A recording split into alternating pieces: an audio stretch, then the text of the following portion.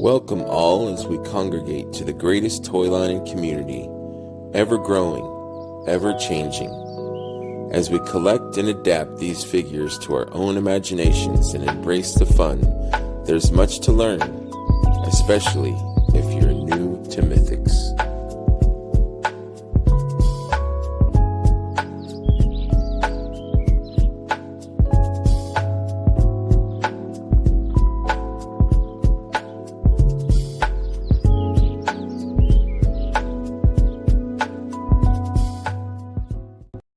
Hello and welcome to another episode of New to Mythics, episode 59. I should have made it 60. I should have just moved it to 60. That's like a milestone.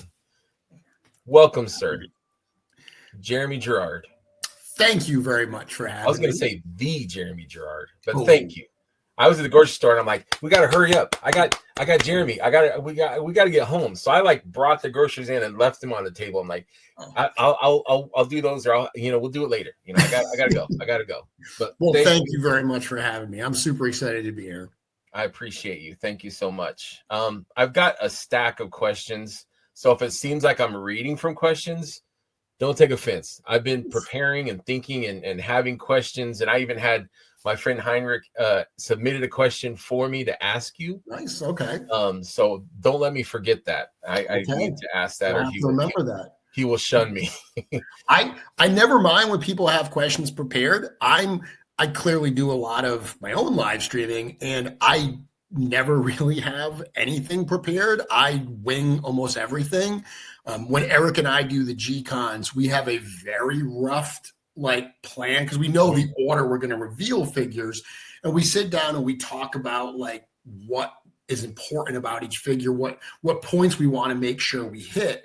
But I mean, when I tell you that we'll have one page of notes for 6 hours of programming, that shows you that we're kind of flying without a net. So I'm so used to just winging it that I actually love when people come and they're prepared, and it makes me feel like I should be more prepared myself.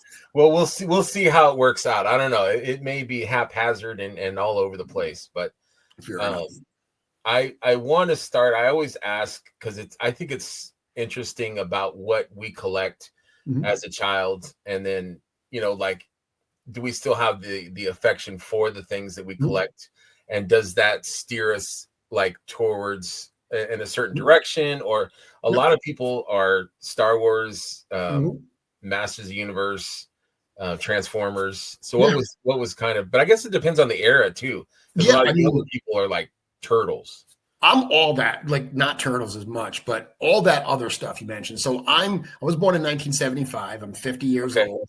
I grew up in kind of the golden age of action figures in a big way, where Transformers G1, G.I. Joe Real American Hero, Masters of the Universe, Star Wars was in theaters. I remember, getting carded Empire Strikes Back figures and vehicles and stuff. So all of that stuff was really, really prominent. But there was also a lot of just weird toy lines back then.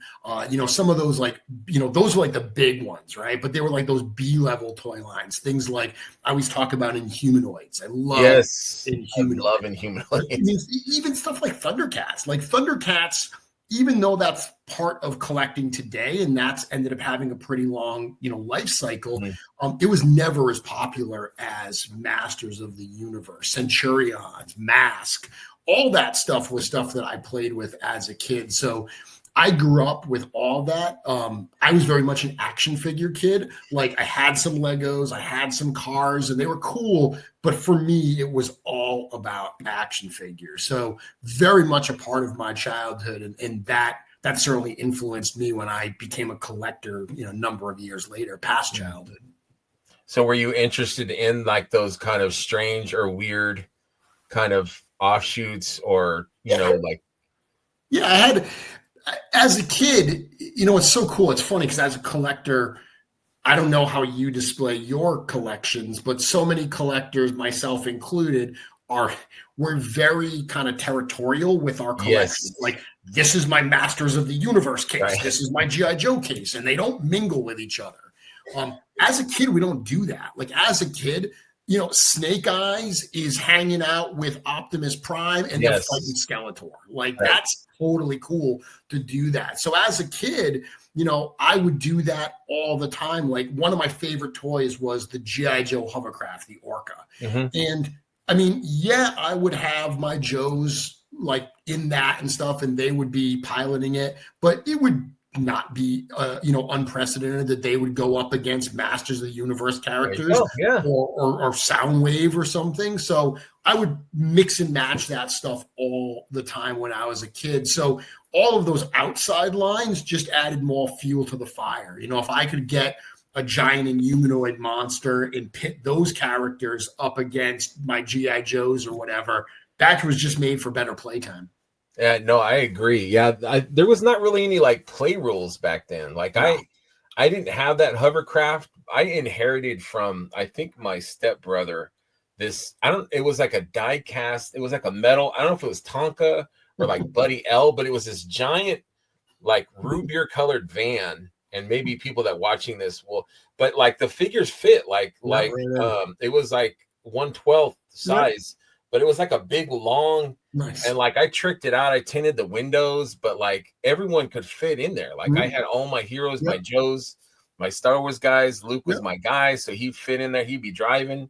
And that stuff was, because it was, not so much Masters of the Universe, but like G.I. Joe and Star Wars, because they were very similar sizes. I mean, you could mess around with those vehicles and you could combine them and do that stuff. So you said there are no play rules. I mean, there really shouldn't be, right? That's part of the formative years where the way that you play, your imagination and stuff, that's so much of building who you are going to be. Yes. That trying to put barriers around, well, you can't mix and match these and play like that. I mean, that's counterproductive. So I'm thrilled that I didn't have those kinds of barriers back then.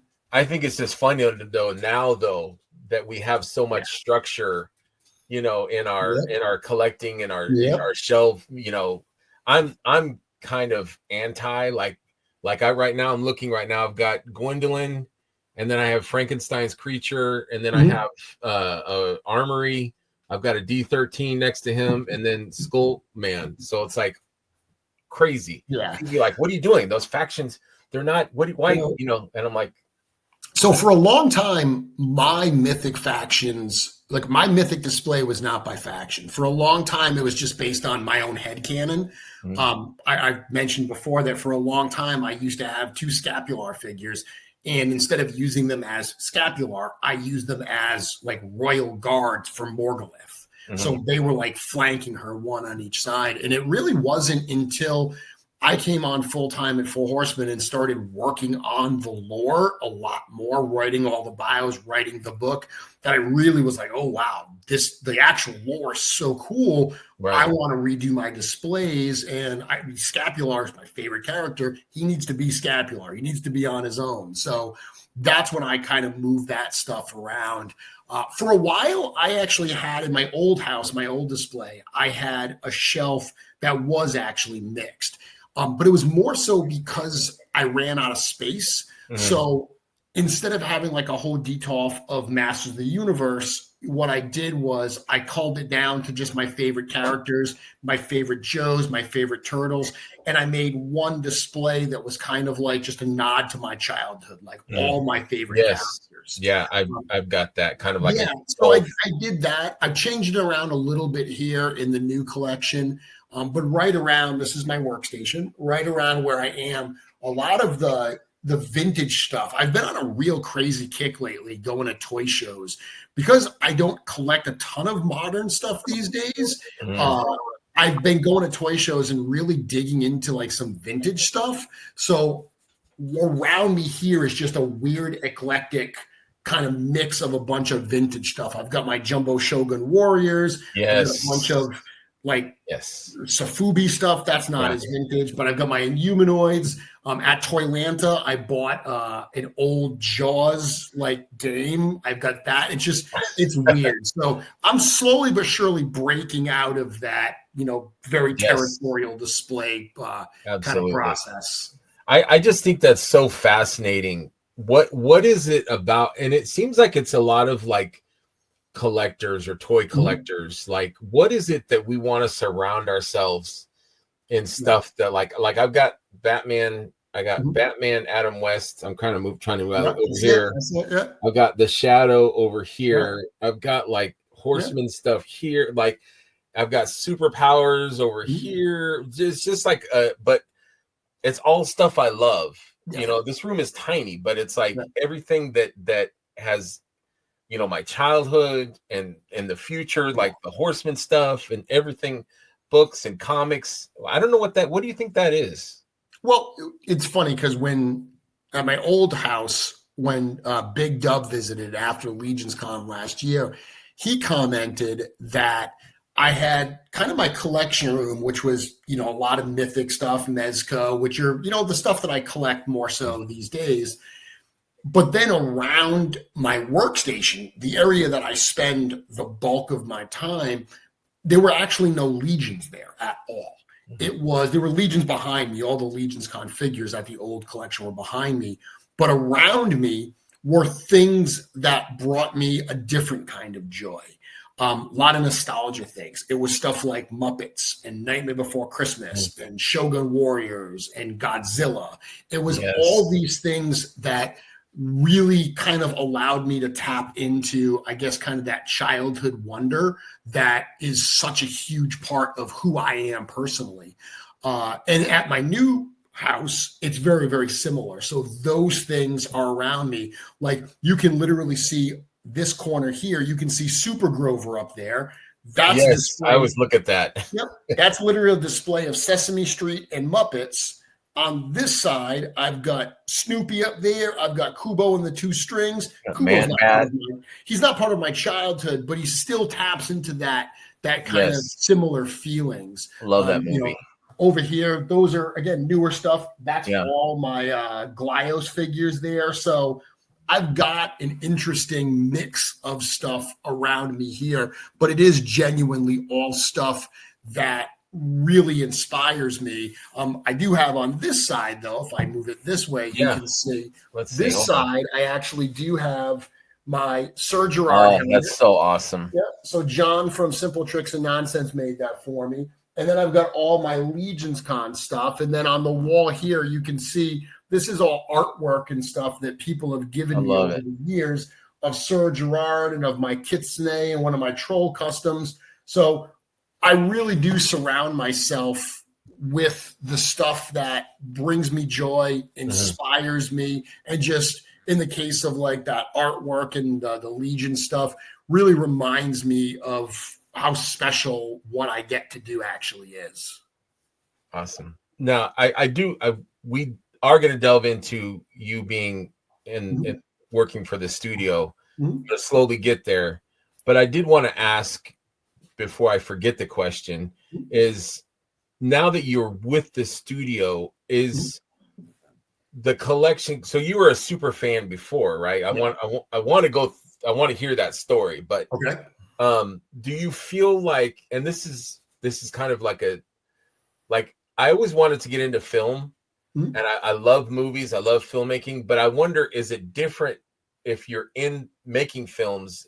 Do you feel different about the movies? So my question is basically, now that you're part of the studio, are you still like, is the figures like, I don't need to have them like at my desk now. I don't need to have them surrounding me like in my room.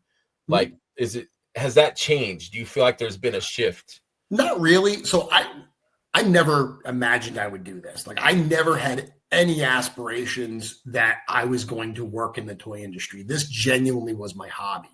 At one point, many years ago, I owned a toy and comic store. That was probably the only time I ever thought I would be in the toy, like, you know, not even industry, but the toy market, I guess. But I thought I'd be a seller, if anything. And when that didn't work out, I was like, well, that's not my path. And, you know, I went into, website design and digital marketing and stuff like that. And I loved that. I mean, I taught website design at the university level for 7 years. So I was very immersed in that, wrote web design books and all things like that. Never imagined that I would do this. So this really was me being able to leverage my hobby as my profession. But to answer your question, yeah, my feelings have changed, but not in a negative way at Right. all. This room down here is much larger than my old space, but even in my old space, I would walk around all the time. Like whenever I would get a phone call, I spent a good amount of my day on phone calls. Whenever I would get up on a call, I'd get up from my desk, I'd walk around the collection, I'd look at things. So I'm always right there. Even if they're not on my desk, I'm right in front of them. I'm touching them. I'm looking at them.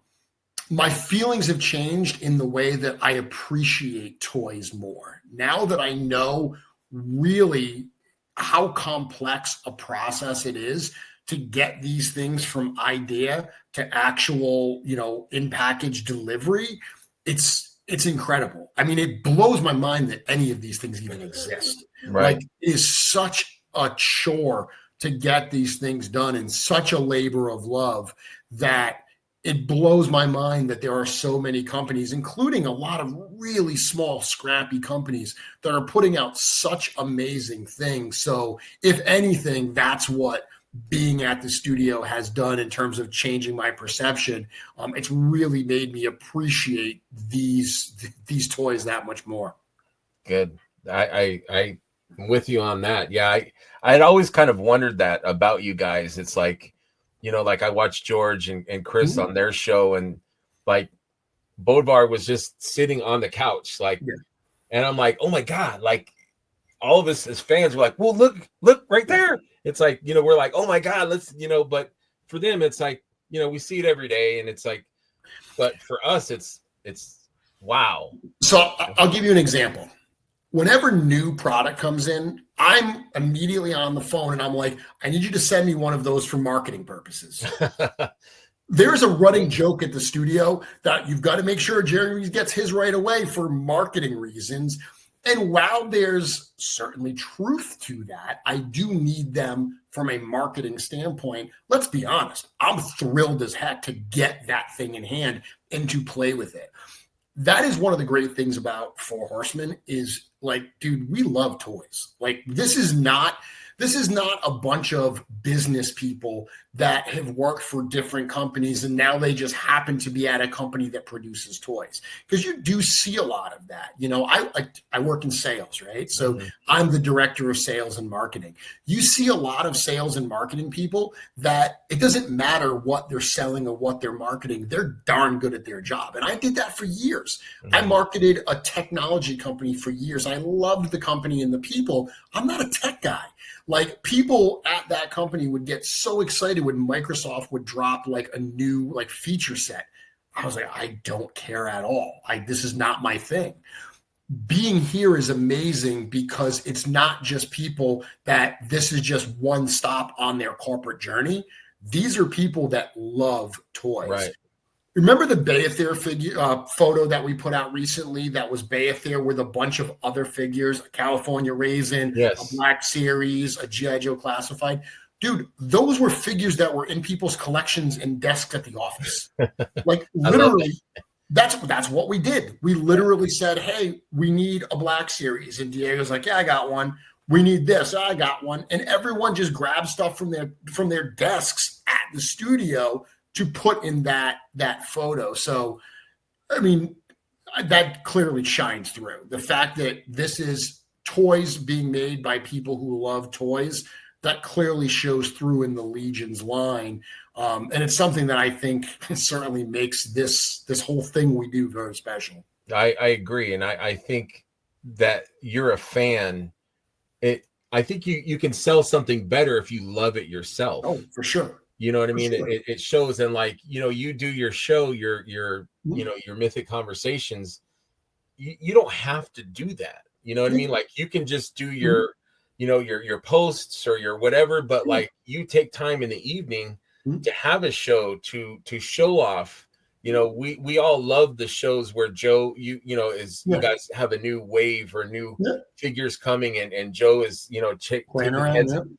Like that, like, we love that, but like, that doesn't have to be part of your job, but you still, you do it, and we appreciate it. No, I love it. And I'm wondering, as you were talking, when you started working with the studio, like, was it a shock at how transparent or how open, or is that something that you kind of reinforced? Did you bring that with you, like, hey, let's be more open? Or was that like a shock to you, like how open they are, or were they always like that? So, what's funny? That's a good question. We never really had a conversation about that. Like, we were never like, hey, we want to be very transparent. We want to be very communicative. It's just something that kind of happened. Like, once I took over the communications, I always approached it in terms of like, I want I want to communicate with the fan base the way that I, as a fan, would want to be communicated with. Like, I want insight into this stuff. I want this information.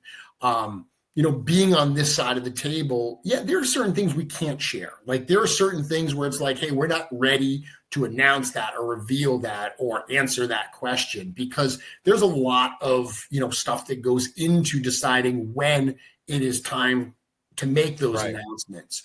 But we have always, as a group, even though we never sat down and said, we want to be transparent, it's just kind of who we are.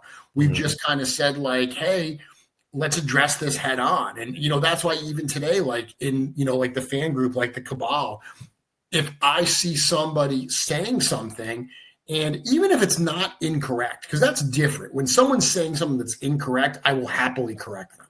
Yes. But when people are sharing an opinion is not incorrect, but an opinion can be misinformed. If you are saying that you have an opinion on something, and I think you don't have all the information, or we made the decision for a certain reason that you may not be aware of, that's why I will spend my time to go in there and provide that information. Because I've always felt that when people have context, when they understand that this is not arbitrary, that this is a group of people doing our best. Like, dude, we're not going to hit it every single time. There's going to be stuff that we do that we're like, okay, did not see that unintended consequence happening there. How do we recover from this? How do we respond to this? How do we do better? That's what we are. So, again, yeah, there was never a conscious like, hey, this is how we want to communicate. It's just, that's how I am. I'm open and transparent. And that's how the ownership was as well. So, there's a lot of times where I'm like, hey, this is what I want to say. This is how I think we should address it. And they're just like, yeah, man, that makes sense. Let's do it. Is it like a double-edged sword, do you think, though? Like, it can be. Is there such thing as giving too much information, or 100%. Is it better? Yeah. 100%. I'll give you an example. Mezco doesn't answer anything. That's who I was thinking of. Mezco doesn't say a thing. I get it. Like, I get why Mezco doesn't, because it doesn't matter how transparent or good-natured you are. There are going to be people that you could go out there and say, hey, I'm wearing a black shirt right now. And they're going to go, no, you're not. No, that's not black. Right. There are people that just will not agree with you. So that approach to just say, you know what? We are not going to be out there on social, like publicly answering questions or addressing these things. That's not who we are. I get that approach. I don't agree with it for us. Right. I'm not going to second guess their business practices. They have made those decisions. It's not right for who we are, but I totally get doing it, because like you said, there are plenty of times where we try to be transparent. We try to be upfront, and it bites us. But it hasn't changed the way we are, because at the end of the day, you got to accept that you're never going to make everybody happy. And as long as you are genuinely doing your best, trying to be, as open and honest and just good as you can, whether or not everybody likes it, it's, that you did what was right. And at the end of the day, I sleep fine knowing that we are honest. We are doing what we believe is right. Absolutely. I'm with you on that. Community is such an interesting thing, like our community. Like, I've been in a few other communities, not really something that I ever really looked for. I was just happy collecting what I collected. Yep. A friend introduced me to the Cabal, and I was like, whoa, like I had no idea. And so I tried other, like a Joe Community and maybe a Thundercats, and it was completely different. Yes. You know, I don't even know where to start. Like it just, and I've told Cornboy, I'm like, this community is such an anomaly. Like there's such a collection of genuine, good, generous, down to earth. I mean, you and I could just name names for the rest of the show. Oh yeah, it's, you know. So I've always said that it starts at the top, right? You know, any group, whether it's a company, whether it's a fandom, whether it's a team, it starts at the top. And the example that the studio, that Cornboy, that Eric, that Jim set right from the beginning in terms of being open, accessible, friendly, just good people, that has kind of permeated, you know. And you mentioned the Cabal. The Cabal is probably the most obvious example of the community. But when you get even outside of the Cabal and you see, you know, like Legion's Con, you know, you see there's a lot of people that go to that event that they're not in the Cabal for one reason. No, you're right. When you get even outside of the US and you see other countries and other groups of people, it is an amazing thing that has happened here with this toy line. Greg, I could tell you the amount of people that I've had come up to me at shows, pull me aside and tell me a story that would just, it shakes your knees, right? Mm-hmm. It just knocks you down and you're like, you've got to be kidding me. People that come up to you and tell you that, like, you know, a lot of people have very dark jobs, law enforcement, military, things like that. And they'll tell you that, like, look, I see the ugliest sides of humanity every single day. And when I come home and I turn to the realm of mythos or the universe of Cosmerium and I escape there, that is my safe space. That is what makes me realize that there's something beyond the ugliness that I see. And you sit there and you're like, you gotta be kidding me. Yeah. Like, our job is to make little plastic men.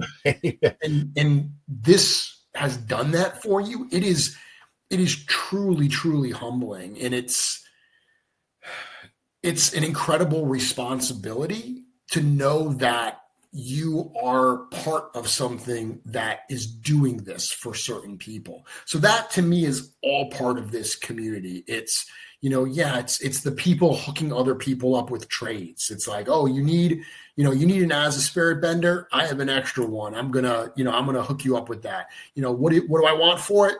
Just give me your address. I'm going to send it to you. Yeah. The amount of times that we've seen people like Dennis Derby do something like that, it's unbelievable. Absolutely unbelievable. People are always so cool with stuff like that. But, you know, when you dig a little bit deeper, you see that it's more than just generosity. This community makes a difference in people's lives, as insane as that kind of feels sometimes. Like when I say that I work for a toy line that is changing people's lives, it sounds absolutely ludicrous and insane. But it is, man. And that's so, yeah, I mean, this community is amazing. These people are absolutely amazing.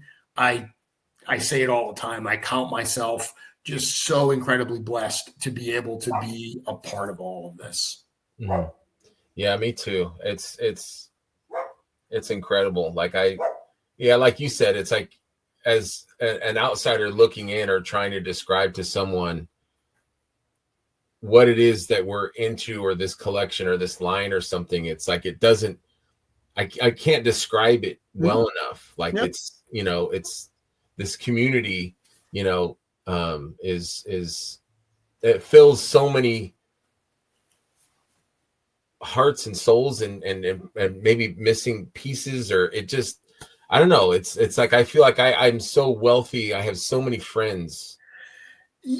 It's funny. So because there's two sides to this, right? Because there's a lot of people that don't think it's real. Like there are people, we live in a very jaded, you know, ugly world sometimes.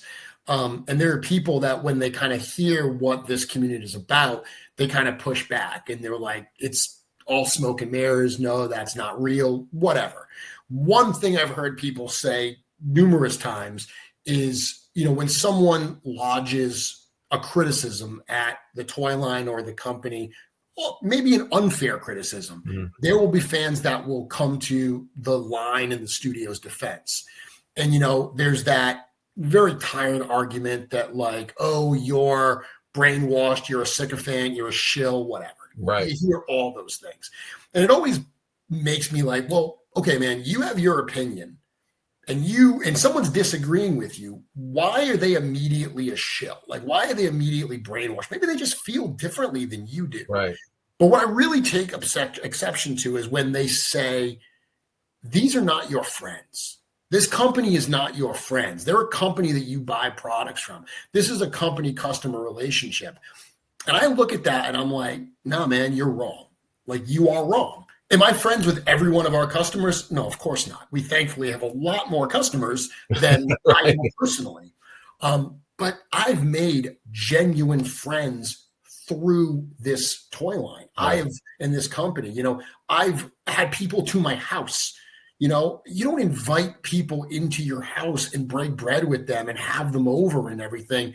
Go to their house, hang out with them, do all these things if there's not something beyond a relationship there. If this was just a company customer relationship, the minute the show's done, I would be shutting down our booth. I would be going to get something to eat, going back to my room, and I would not be looking at anyone again until the morning when they have more money to wave in my face.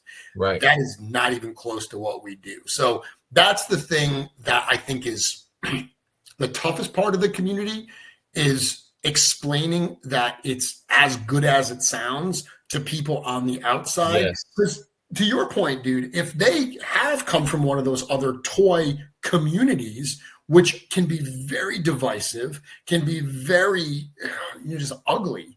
And they're like, no, man, there's no such toy community the way that you are talking about. I love it, though, when they come in and they see it firsthand and they are the recipient of that generosity. And then they change their tune and they're like, this was everything you said it was going to be. Absolutely. Yeah. This is incredible. Because I think to what we're saying, Legions Con wouldn't be the same. No. If it was just a transaction, if you were there just to sell stuff in your studio, like what would happen afterwards? People would go to their rooms and go to bed. And, like I travel 12 hours and spend, all this time and money and effort to see my friends. Yeah, that's what it is right there. And that's such a bonus. And that's why, so I was answering a question yesterday, right? Someone was asking me today while we're having this conversation was the day that the in-stock sale went live at Store Horseman. And I was answering a question yesterday where someone was asking me if the legendary barbarian was going to be in the show. I think it was answering this on Mythic Conversations, actually. Yeah. And the answer I gave was that, no, we've said that we're going to do that at the end of the year. And the reason for that is we want people to be incentivized to come out to a show and see us. Now, we know not everybody can do that, which is why we're making them available at the end of the year. But we know that there is such a benefit. If you just sit behind your computer, go to Store Horseman, click on an item and purchase it, you are not going to have the same relationship with this company and with this line as if you come out to a show, walk that table, hang out with me, see George, see Cookie, have a conversation, say hi to Corn Boy, shake Jim's hand. You do all those things and you are going to feel more of a connection to this company. That is what this is all about. That is why we do things like that. So to your point, that's not just about the toys.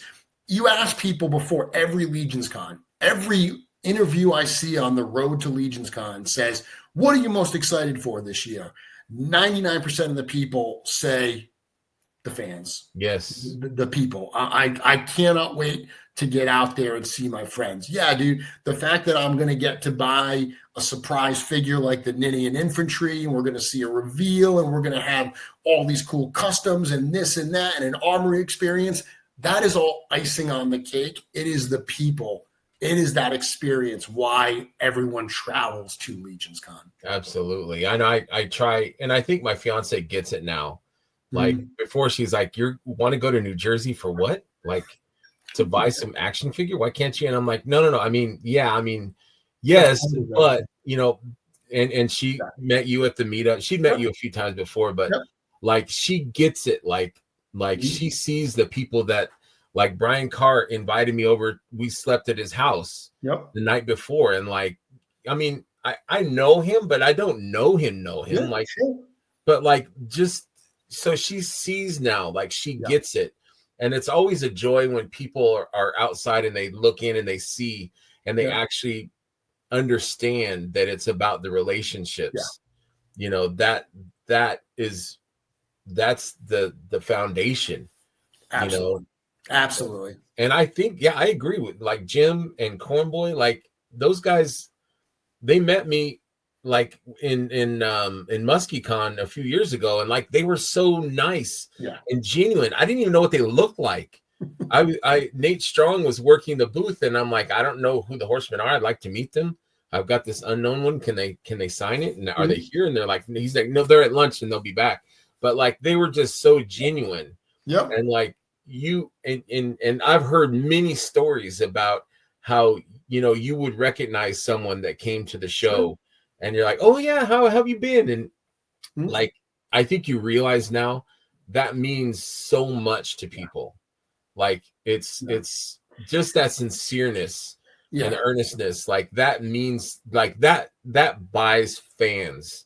And I hate to use the word buy, but like I get what you mean. It earns loyalty. You know what I mean? Like that builds relationships. Yes. That's what this is all about. It's about building a relationship. And when I see somebody at a show, and because I've seen people, and earlier that week I saw them say something about like, oh, having problems with my dog, and I'll see them, I'll be like, hey, how's your dog doing? And they're like, what? It's like, dude, that's just being good human beings, right? But we're not used to that. Like no one at Hasbro knows, they don't know me. Like, and I know it's it's not a good analogy, but no, I get it. And, even you hear people say like, because there's also this misnomer that there's like a cool kids club, right? Where like, oh, if you're in the cool, because you're in the cool kids club now, man, like you're a personality and everything. People see you and they're like, but I always tell them, I'm like, dude, you know how to get in the cool kids club? Just come out, man. Just anyone. That's what's great. Yeah, just be a part of the community. Yeah. Come out, be a part of it, say hello. Like, if I see you at multiple shows, obviously I'm going to have more of an opportunity to build a relationship, to have conversations, to continue conversations. That's the secret to how you become part of this in a bigger way, is put yourself out there. Put yourself out there and be a part of it. But there's a lot of people that engage heavily in the cabal, in the fan groups or whatever. They don't get out to a lot of shows, but that's the way they contribute. When they do get out to a show, it's almost like they've been there the whole time, because you've been, engaging with them, even if it's only online, so much that when you see them at that event, it feels like they've been there before. So that's what I always say to people is like, dude, if you want more out of this community, I think it was Curtis actually said, put in more than you take. Yes. 100%. If you put in more than you take, this is always going to work. This is always going to keep growing and getting better. Yeah, no, I agree. And I mean, I was never a cool kid. So like just to have as many friends as I do, like it feeds my soul to have friends in other states, or Emil who flies from another country, and we all celebrate him, and everyone. It's just, I don't know, I love it. So I wanted to ask about the community, since we're on the community. Like, do you feel like for the studio, like, does the community help Like, is it like a marketing tool for you also? Oh, gotcha. Not to belittle, not to Yeah. integrate or make it a negative, but like, how does the community help the Mhm. studio? Like, and do you guys listen? I already know the answer, but go ahead. Yeah. I mean, there's no doubt the community helps. Just from a marketing standpoint, when you have brand champions, that is like the gold standard, right? When you have people out there that evangelize your product, because at the end of the day, any company that's like, hey, our product is great, you should buy our product. Well, of course you're going to say that. It's your product. We're kind of keyed in to not believe marketing, right? When we're marketed Yes, to, or be suspicious. yeah, because no one wants to be marketed to, right? Like marketed to or sold to. Like, I don't know about you, but like when I walk into any kind of a store, whether I'm looking at cars or furniture or whatever, and that salesperson comes up to me and introduces himself, you're like, right? I mean, you're ready to be like, I want to talk. Yes. They're going to try to you get your defensive to get your walls up. But when a fellow fan is like, dude, you're a toy fan. You checking out these toys for the first time. You're just getting started. Check this out. And they're answering questions. You don't feel like you're being marketed to. Right. So absolutely. And I think that we are fairly passive in our marketing. Like we are not as aggressive. But the fact that the fans evangelize us and, I mean, to quote another Mythic podcast, enable other fans to. I love those guys. Yeah, they're wonderful. I mean, you look at what people like they do, people like yourself, every one of these podcasts, the Euro Legions, Legion's Lounge, I mean, Lair, we can go on and on. Mm-hmm. There's so many. The amount of Legion's dedicated content is so wildly disproportionate to how big this company in line is. Like, if you look at some of the heavyweights of the toy world, the Transformers, G.I. Joes, and Masters, they've got tons of content like dedicated to them, but they've got decades of product out there. Right. We've got decade of product now, right? But the amount of regular quality content is unbelievable. Mm-hmm. So yeah, those fans, they are doing incredible work by getting the word out there, by sharing their enthusiasm. Enthusiasm is infectious. So when they share that stuff, it absolutely turns people into wanting more of these things. Dude, I've long said that one of the coolest things about my job is I don't have to make super fans. All I have to do is get people to buy a couple figures. Mm-hmm. If I can get them to go from the couch to a couple figures, more often than not, my job is done. Because once they get a few figures and they see the quality for the price, they have some fun, they pop some parts, then they get into the community.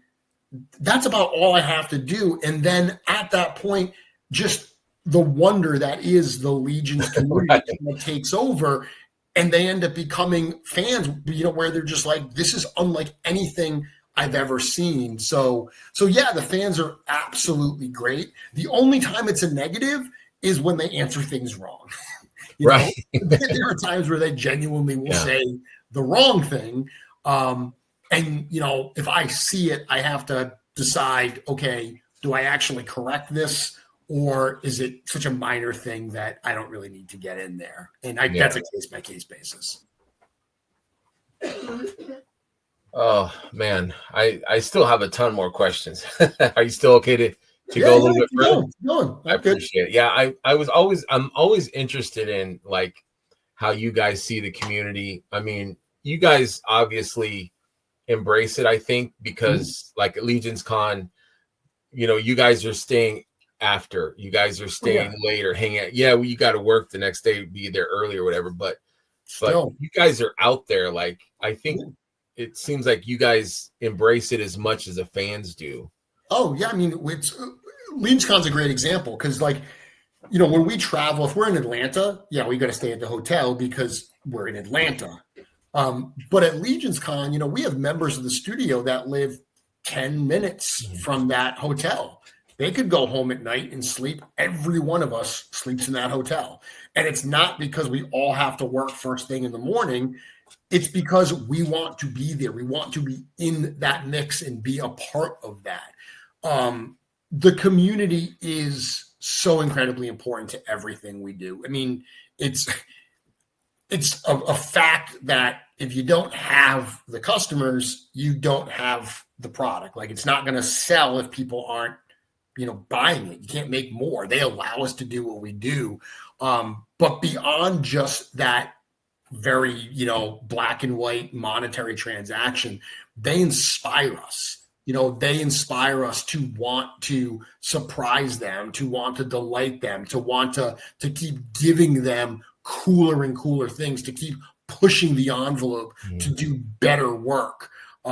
That's the energy that they bring to this is, excuse me, something that fuels us to want to continue improving the Legion's lines. Do you ever feel like you need to up it? Like, do you feel that pressure? Like, oh my God, like we had a great year. Legion's Con was it was the best one ever. Do you feel like you have to one up every, and is that pressure for Eric too? Yeah. It's hard. You do. I mean, you do, because this is such a kind of fickle industry where you're genuinely judged by the last thing you put out. And I'll give you an example. Ashes of Agbendor. So that wave was not met with a ton of ultra positivity. Really? So what happened was... You see my background, I'm saying. Anyways, go ahead. Sorry. What happened with Ashes was there were a lot of comments at the time that we oversold it. I basically marketed it too well, where people were expecting a G-Con style wave. Ashes of Agbendor is a repaint wave. Mm-hmm. Now, we can tell you now, in retrospect, the reason Ashes had to be what it was because Eric had a dragon to sculpt. Mm-hmm. So that is why Ashes was what it was. To do a wave with all new sculpting would have taken Eric's time that he needed to dedicate to Baether. Mm-hmm. So we were like, okay, we need to do a wave that utilizes existing tooling. So it was very much a repaint wave. But because we had talked about not doing an All-Stars reissue wave, and we had, kind of set up the story and everything for being after the end of the Rise of the Dark 4 arc, people were expecting it to be the next big chapter. So when we revealed it, and it ended up being, like I said, a bunch of repaint characters and existing parts, there was, I guess, expectations weren't met. Now, they were expectations that people had set for themselves and assumptions they made, but we saw certainly the reaction to it and the sales of it not be up to what we expected. Yeah. Now, I fully am going to say that in the future, that wave is going to be viewed very, very differently, similar to how the Coliseum wave was viewed for a long time.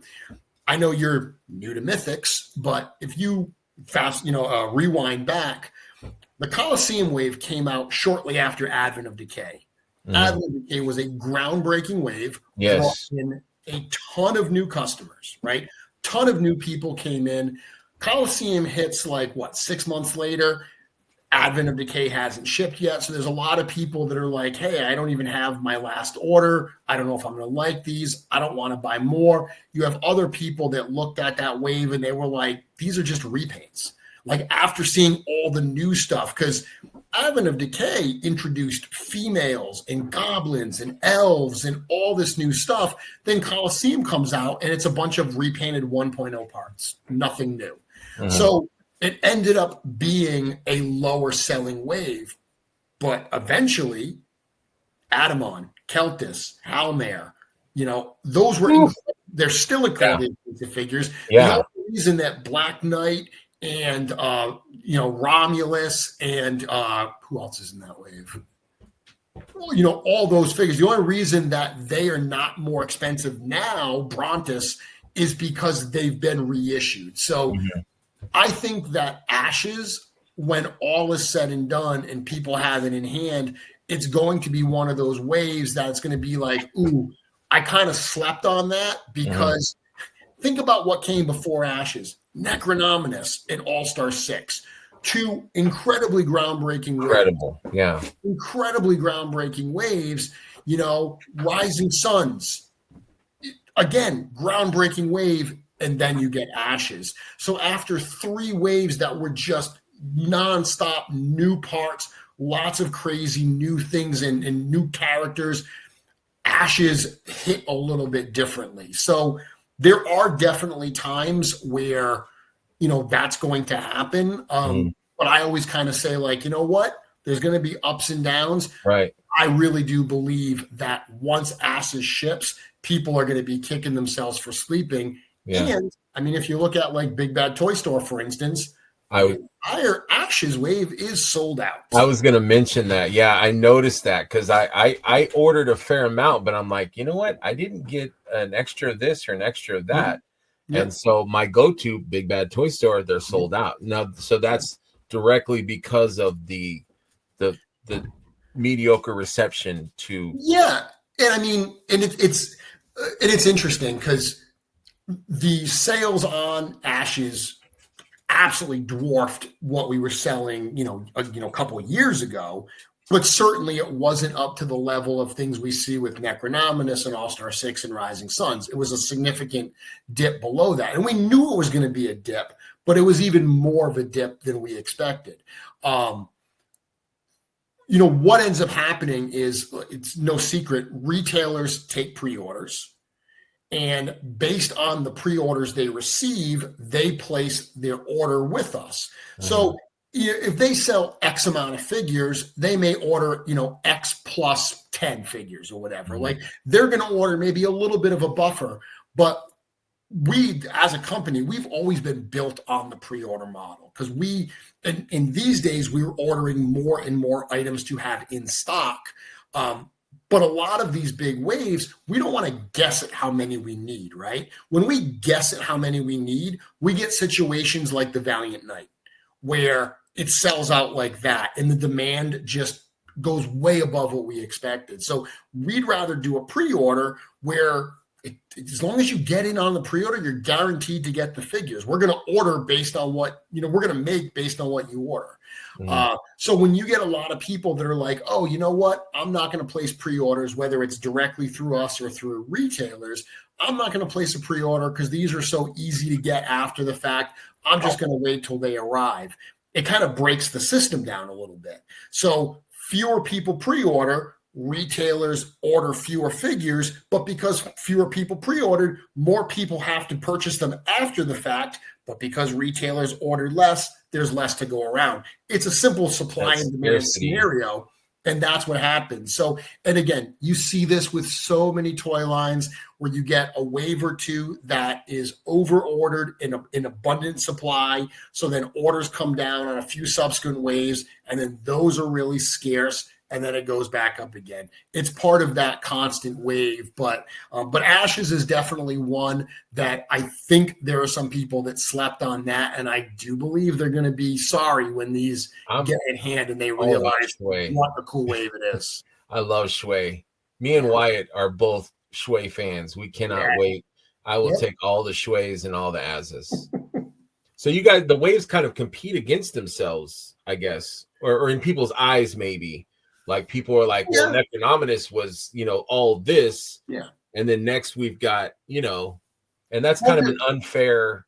Yeah. Well, because your question was, are you always trying to top yourself? And the answer was yes. That was an instance where we weren't really trying because we couldn't top ourselves. Like we couldn't top Necronominus and Rising Suns. We knew that this wave, we were like, just the nature of the wave, we just got to put out some cool figures. We're not going to be great breaking new ground the way those waves did. So that was an instance where we knowingly had to kind of like take our foot off the gas a little bit. I will still stand behind those figures all day and night. I think they're great figures. But yes, whether it's Legions Con, whether it's G-Con, whether it's Waves, whether it's Mythic, Cosmic, Figura, you are always trying to one-up yourself. You're always trying to get people. When we drop a Figura and people say, okay, well, this is my favorite one. And the next one, they're like, no, this is my favorite one. That's the goal. That's got to be exciting when you guys release something like a new Wave or a new Figure Obscura. Like, it's got to be exciting in the studio and like all the chit chat you guys have, between emails and group texts or whatever. That's got to be so much fun and exciting for when, that goes down. It is. It's very exciting to read the comments, to get the private messages, to just be in the community and see the reaction. For better or worse, we are in the community. There are so many companies out there that put something out, but they're not in the fan groups in a way where they're like front and center. So whether the reception is amazing, lukewarm, or negative, we do see those comments. Right. We're very fortunate that by and large, they're very, very positive. The community is, very receptive to our ideas and what we've put out there. So more often than not, the reaction that we're responding to absolutely is a testament to what we've put out there. You guys make amazing stuff, and sometimes it's like, I want to message, like, I think I emailed you the other day about the Legions Con Crossroads. And it's like, I want to tell you guys, like, I want to tell Eric, like, hey, what you created is so amazing. I'm sure you guys hear it all the time, but it's like, I want you guys to know, like, I want to share that, like, excitement with you guys. Like, you guys made some amazing stuff. It's amazing to hear. It's funny. One of my favorite things to do at shows is walk around with Eric. For a variety of reasons. And I've told the story many times of, like, he can't walk around at Legions Con. He gets one table in and he's got so many people talking to him. And Eric is the nicest person in the world. He won't pull himself away. So Eric and I walk the tables at Legions Con after I close the doors on setup night. After I close the doors on setup night, Eric and I privately walk the floor so he can see everything without getting accosted.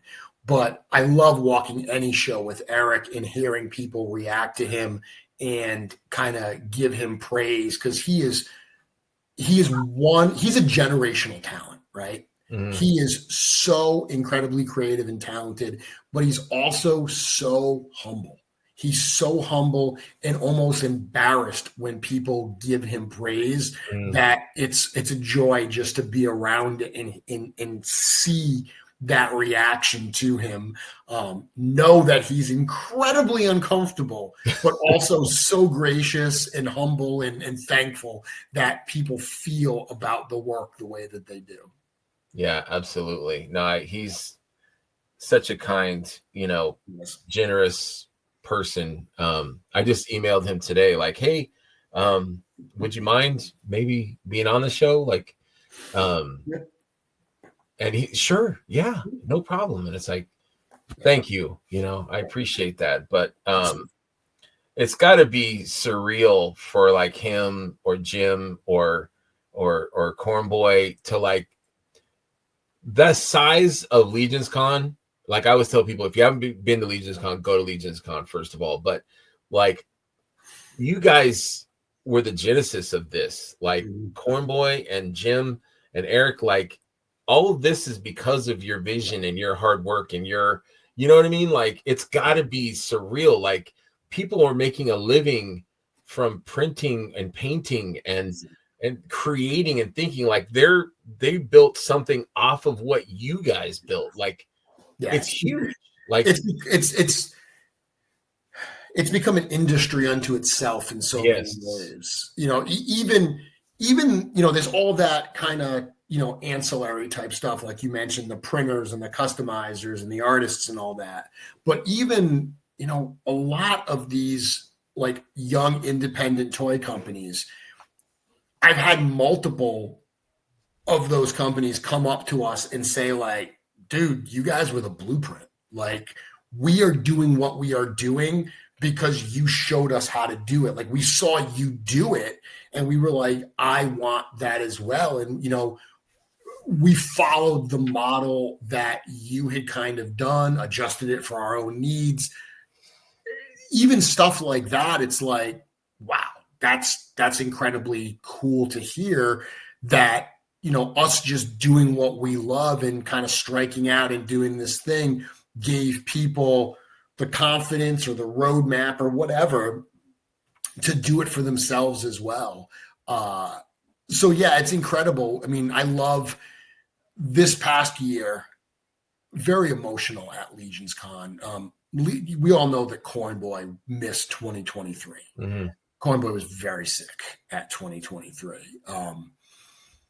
So 2023 was the first year that we were at the Hanover Marriott in Whippany. So, you know, the last Legions Con he saw was the one at La Quinta, which was a lot smaller.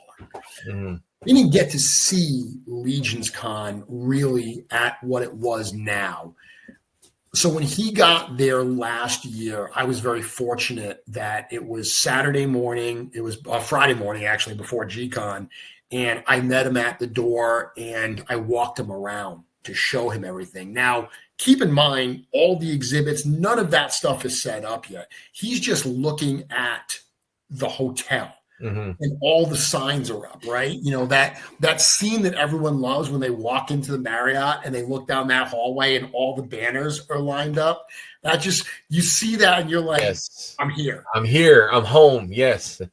Walking around with Corn Boy and just seeing this look on his face like, oh my goodness, I can't believe this is all for us. It was a moment that I will treasure forever. Like, I will absolutely always remember. And that, again, that whole day with Corn Boy was very, very emotional. I'm totally with you. Like, he reached out to me like out of the blue. Like, I remember, I think it was last summer, I was sitting on the porch with my fiance and I get a text or a message from Messenger from him. Never messaged me before. I never try to bother you guys. I never, thank you guys for being friends. But hey, where do I get a New to Mythics t-shirt? And I was just like I'm like reaching to my girlfriend, like, oh my God, the CB, like, I tell him all the time, I'm like, dude, you're the heart. Like, people love you. Like, you are the heart of this. Take care of your health. Like, we need you. I saw him at G-Con this last year, and like what you were saying, like when he came out and like people were like standing up and clapping and cheering, and he got teared up and emotional. Yeah. I was lucky enough. I ran into him in the restroom right after that, and he was like beating himself up. Like, you know, I shouldn't have been so emotional. I'm like, dude, I go, what you did made us love you even more. Like, you have so much heart. This studio has so much heart. Like, that's why we love you guys. It's yes, the toys, but it's not the toys. It's like, I have so many friends. Like, you guys are my friends, and that means everything. Like, seeing Corn Boy is like, for the people that love this studio and love the toys and love the community, like, he is like an idol. Like, he is just that small town, you know. Yeah. Well, I'll tell you, I mean, the three owners of Four Horsemen Studios, founders and owners, are so special to me in different ways. You know, Jim's the one that brought me in. You know, there was a conversation with Jim before G-Con 2019 where he was like, I was the first one there. He was sweeping up the studio and he was like, we're talking. He's like, what is it you do? I was talking about something and I was like, I do web design and digital marketing. And he said, why aren't you helping us out with our stuff? I mean, and at that point, their website was atrocious. Like, their whole online presence was so bad, but I never wanted to be that guy that was like, you should hire me. You know, you need my help. That's just so presumptuous. That's not who I am. And I was like, well, I never wanted to, kind of put myself out there like that. I was just kind of starting to forge a friendship with these guys. I'd been invited to the 2018 G-Con, got back to 2019. And he was like, no, we need help. You know this stuff. This'd be great. And that's really how it all started. So I in so many ways owe this opportunity to Jim. Eric is, I work closer with Eric than anybody else.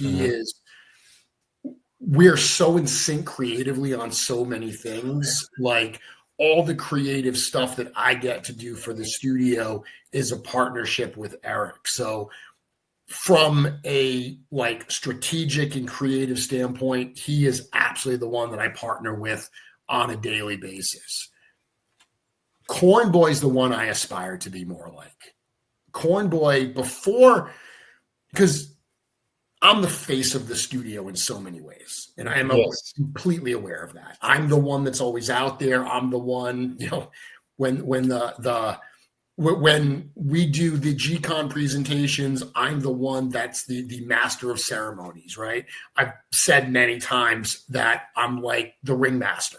If you've ever been to Intern for a Day, you've heard me say that, I love my role at Intern because I'm the ringmaster. The ringmaster at a circus doesn't perform, they present the acts, and that's what I do.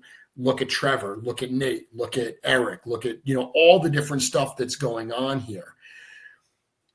Before I took over that role, Corn Boy was the person that did that. He was the person who did all the interviews. He was the person that made all the posts and was on Facebook and everything, was the one that everyone talked to at shows. So the fact that I've kind of taken that torch from Corn Boy means so much to me.